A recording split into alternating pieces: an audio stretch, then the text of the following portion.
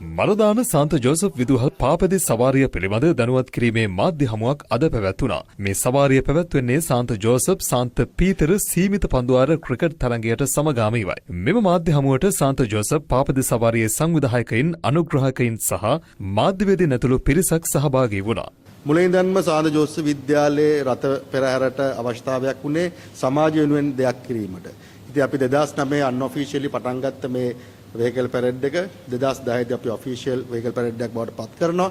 එදා ඉඳන් අපි එකතු කරන සෑම මුදලක්ම සමාජ වෙත හෝ පාසල වෙත විවිධාකාර වූ දියුණු වීම සඳහා අපි යොමු කරලා තියෙනවා. ඉතින් අපි බැලුවා මේ අවුරුද්දේ අපි මොකද්ද කරන කාර්යය.